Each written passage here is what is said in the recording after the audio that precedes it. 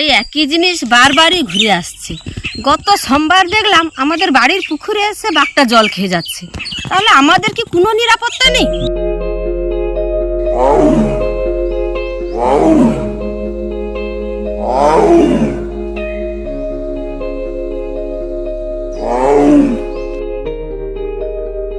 সুন্দরবনের পাথর প্রতিমা একসময় এই পুরো এলাকা জুড়েই ছিল তাহাদের আবাস। মানুষের বসতি বাড়ায় পিছু হটতে হয়েছে তাদের, কিন্তু মাঝে মধ্যেই চলে আসেন সাধু জলে তেষ্টা মেটাতে। তাই কি উপেন্দ্রনগরের একটি বাড়ির পুকুরে জল খেতে চলে এসেছিলেন দক্ষিণ রায়। তার আগমন ঘিরে এই এলাকায় আতঙ্ক।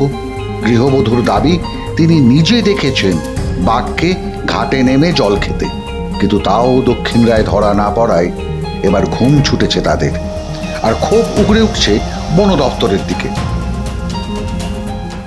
এই একই জিনিস বারবারই ঘুরে আসছে।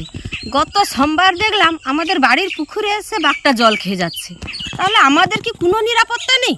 বাড়িতে বয়স্ক লোক আছে, ছোট বাচ্চা আছে। বারবার ফরেস্টার অফিসে আমরা খবর দিচ্ছি, তারা কিছুই স্টেপ নিচ্ছে না। কয়েকদিন আগে প্রধান আমার ফরেস্টারের লোকজন থাকলো, গ্রামবাসীরা থাকলো, তারা সবাই মিলে সিদ্ধান্ত করলো যে সিসি ক্যামেরা বুঝবে।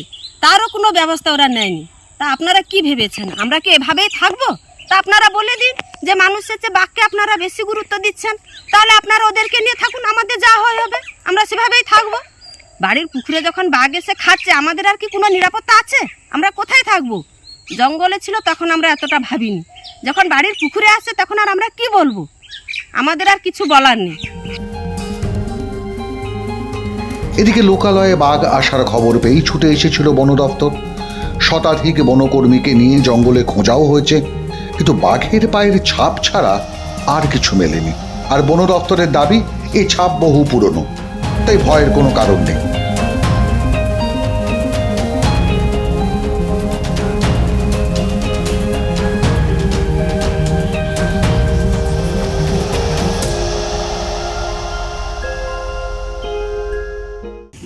ফরেস্ট ডিপার্টমেন্টের যে কর্মীবর্গ যেভাবে অক্লান্ত পরিশ্রম করে দিনরাত খেটেছে এবং তারা যে পরিষ্কার চিত্র ফুটিয়ে তুলেছিল যে এখানে টাইগারের উপস্থিতি আছে কি নেই, আজকে তার কিন্তু চিরুনি তল্লাশি করে আমরা সেই প্রুফটা পেয়েছি যে এখানে এখন বাঘের কোনো উপস্থিতি নেই বা কোনো ফ্রেশ পাকমাক পাওয়া যায়নি। আমার টাইগার টিম এবং আমার ডিপার্টমেন্টের যারা বড়বাবু, ছোটবাবু এবং যারা স্টাফ আছে তাদের কাছ থেকে আমরা কনফার্মেশন পেয়েছি, এবং গ্রামবাসী যারা গিয়েছিল, যারা আমাদের সঙ্গে সহযোগিতা করে গিয়েছিল, প্রাণের ঝুঁকি নিয়ে আমাদেরকে তাদের নিজস্ব দায়িত্বে যারা গিয়েছিল, তাদের কাছ থেকেও যে আমরা কনফার্মেন্স পেয়েছি যে এখানে কোনো রকম বাঘের উপস্থিতি এই মুহূর্তে নেই।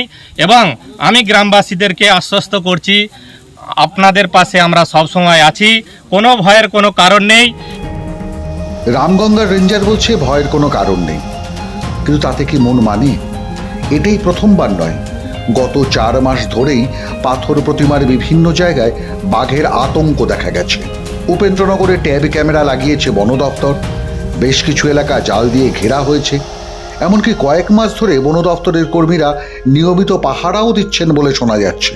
আর তার মধ্যে বাঘ এসে কিভাবে পুকুর থেকে জল খাচ্ছে এ খবর নেই তোলপাড় পাথর প্রতিমা। তোলপাড় হচ্ছে গৃহবধূর মর্ম। মাধ্যম ব্যুরো রিপোর্ট।